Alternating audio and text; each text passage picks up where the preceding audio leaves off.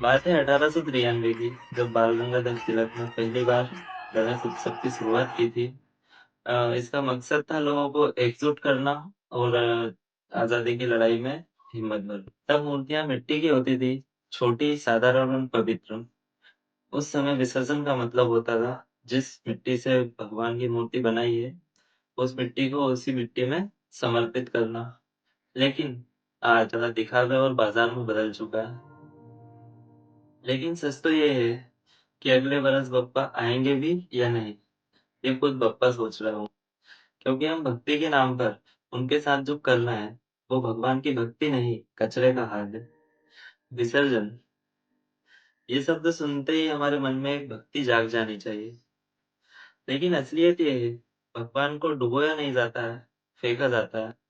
Crane से उठाकर धक्का दे दिया जाता है, हाथ पैर टूट जाते हैं, मूर्तियां उलट जाती हैं, तो चेहरे की मिट्टी पूरी खराब हो जाती है। एक सोचो, जिस भगवान से हमने आशीर्वाद मांगा था, हम उन्हें कचरे की तरह फेंक आते हैं।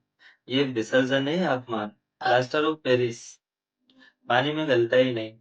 सीपीसीबी 2019 की रिपोर्ट कहती है, पीओपी को पानी में पूरी तरह गलने में 6 से 8 साल लगते हैं। ऊपर चढ़े रंग, लीड, मरकरी और कैडमियम, ये पानी को जहरीला करते हैं और उस पानी में रहने वाले जीव जंतुओं को मारते हैं, और वही पानी हमारी थाली तक लौट आता है। यानी भगवान की विदाई के नाम पर हम अपनी जिंदगी में तो जहर घोल ही रहे हैं, साथ में उन जीव जंतुओं की जिंदगी में भी जहर घोल रहे हैं, जिनका कोई कसूर ही नहीं है।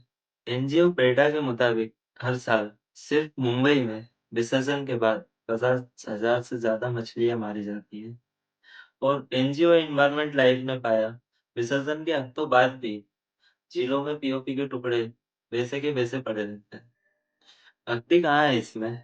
यह तो सीधा सीधा प्रकृति की हत्या है। भक्ति दिखावे से नहीं नापी जाती। मिट्टी की छोटी मूर्तियां आराम से मिट्टी में मिल जाती है, लेकिन बड़ी पीओपी मूर्तियां, डीजे, पटाखे, लाखों रुपए के डेकोरेशन, और अंत में क्या?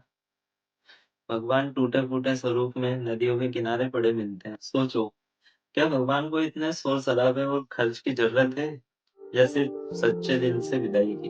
2018 में बॉम्बे हाई कोर्ट और 2022 में सुप्रीम कोर्ट ने पीओपी की मूर्तियों पर पूरी तरह रोक लगा दी। एनजीओस आर्टिफिशियल पॉन्ड्स और मिट्टी की मूर्तियों का विकल्प दे रहा है, लेकिन असल सच्चाई ये है, कानून से बड़ी हो चुकी है हमारी जिद और दिखावा।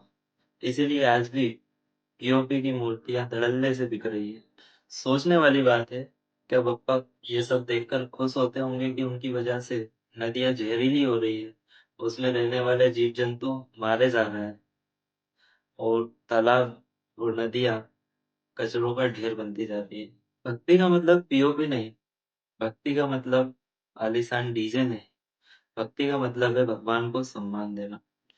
तो इस बार भगवान की मूर्तियों को फेंको मत, उन्हें मिट्टी में समर्पित करो।